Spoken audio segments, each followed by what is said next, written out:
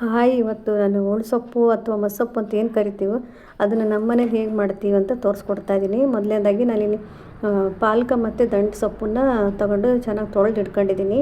ಇವಾಗ ಒಂದು ಕುಕ್ಕರನ್ನು ತೊಗೊಂಡು ಒಂದು 2 ಲೋಟ ಅಷ್ಟು ತೊಗರಿಬೇಳೆ ಹಾಕ್ಕೊಳ್ತಾ ಇದ್ದೀನಿ. ಹಾಗೆ 3 ಟೊಮೆಟೊ ಹಣ್ಣನ್ನು ಮಧ್ಯದಲ್ಲಿ ಸೀಳ್ಬಿಟ್ಟು ಹಾಕ್ಕೊತಾ ಇದ್ದೀನಿ. ನಾನು ಇವಾಗ ಹಾಗೆ ದಪ್ಪ ಗಾತ್ರದ ಈರುಳ್ಳಿ ಕಟ್ ಮಾಡಿ ಕೂಡ ಹಾಕ್ಕೊಂಡಿದ್ದೀನಿ. ಇದಕ್ಕೆ ನಾನು ಪಾಲಕ ಮೆಂತ್ಯ ಸೊಪ್ಪನ್ನ ಏನು ತೊಳೆದಿಟ್ಕೊಂಡಿದ್ದೀನಿ ಅದನ್ನು ಚಿಕ್ಕದಾಗಿ ಕಟ್ ಮಾಡಿ ಹಾಕ್ಕೊತೀನಿ. ಬೇಕಿದ್ದರೆ ಮೆಂತ್ಯ ಸೊಪ್ಪು ಕೂಡ ಹಾಕ್ಕೊಬೋದು. ನಾನಿಲ್ಲಿ 2 ಸೊಪ್ಪನ್ನು ಹಾಕ್ಕೊಂಡಿದ್ದೀನಿ. ಪಾಲಕ ಮತ್ತು ದಂಟು ಸೊಪ್ಪಲ್ಲೂ ಸಹ ಚೆನ್ನಾಗಿ ಬರುತ್ತೆ. ನಿಮಗೆ ಎಷ್ಟು ನೀರು ಬೇಕೋ ಆ ಕ್ವಾಂಟಿಟಿ ಮೇಲೆ ನೀರು ನೀವು ಹಾಕ್ಕೊಳ್ಬೋದು.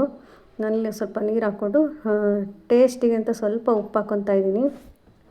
ಆಮೇಲೆ ಉಪ್ಪು ಮತ್ತೆ ಸೇರಿಸ್ಕೊಬೋದು. ಈ ಉಪ್ಪು ಹಾಕ್ಕೊಂಡು ನಾನು ಕುಕ್ಕರ್ ಮುಚ್ಚಳ ಮುಚ್ಚಿಬಿಟ್ಟು 2 ವಿಷಲ್ ಹಾಕ್ಸ್ಕೊತೀನಿ. 2 ವಿಷಲ್ ಹಾಕ್ಸ್ಕೊಂಡ್ರೆ ಸಾಕು, ತುಂಬ ಚೆನ್ನಾಗಿ ಬೆಂದಿರುತ್ತೆ. ನೋಡಿ, ಈಗ ನಾನು ಹಾಗೆ ಸೌಟದಲ್ಲಿ ಹೀಗೇನೆ ಮಿಕ್ಸ್ ಮಾಡ್ತೀನಿ, ಅದೆಲ್ಲ ಸಣ್ಣ ಆಗುತ್ತೆ. ಹಾಕಿದ ನಂತರ ಈ ಪಾತ್ರೆಗೆ ಹಾಕ್ಕೊಂಡು ನಾನು ಇದಕ್ಕೆ ಸ್ವಲ್ಪ ಅರಿಶಿನ ಪುಡಿ ಹಾಕ್ಕೊತಾ ಇದ್ದೀನಿ. ನಾವು ಸಾಂಬಾರು ಪುಡಿಗೆ ಅರಿಶಿನ ಪುಡಿ ಹಾಕಿರಲ್ಲ. ಕಾಳು ಜೊತೆಗೆ ಒಣಮೆಣ್ಸಿನ್ಕಾಯಿ ಅದಷ್ಟನ್ನಷ್ಟೇ ಮಿಷಿನ್ಗೆ ಹಾಕ್ಸ್ಕೊಂಬರ್ತೀವಿ ನಾವು. ಇದು ಸಪ್ರೇಟಾಗಿ ಅರಿಶಿನ ಪುಡಿ ಹಾಕ್ಕೊತೀವಿ. ಇದಕ್ಕೆ ಸ್ವಲ್ಪ ನೀರು ಹಾಕಿ ಮಿಕ್ಸ್ ಮಾಡಿ ಇದಕ್ಕೆ ಹಾಕ್ಕೊಳ್ಳೋದು. ಹಾಕ್ಕೊಂಬಿಟ್ಟು ಚೆನ್ನಾಗಿ ಮಿಕ್ಸ್ ಮಾಡಿರೈತೆ. ತುಂಬಾ ಚೆನ್ನಾಗಿರುತ್ತೆ ಸಾಂಬಾರು. ನಮ್ಮದು ಸಾಂಬಾರು ಪುಡಿ ಮಾಡುವಾಗ ಶೇರ್ ಮಾಡ್ತೀನಿ ನಾನು. ಇವಾಗ 3 ಟೊಮೆಟೊ ಹಾಕಿರೋದ್ರಿಂದ ಸ್ವಲ್ಪನೇ ಹುಳಿ ಹಾಕ್ಕೊಬೇಕು. ತುಂಬ ಹುಳಿ ಇದ್ದರೆ ಚೆನ್ನಾಗಿರಲ್ಲ ಸಾಂಬಾರು.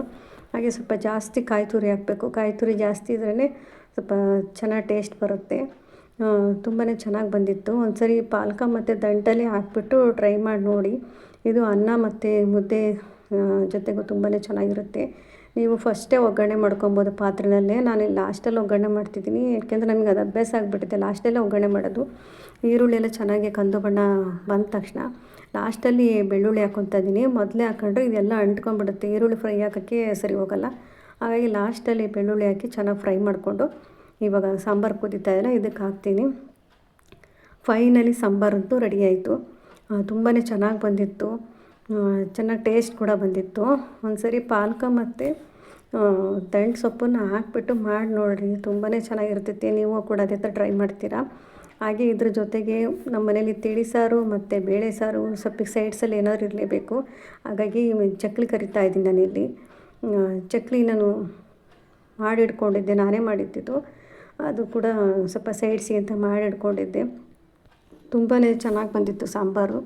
ಒಂದ್ಸರಿ ಟ್ರೈ ಮಾಡಿ.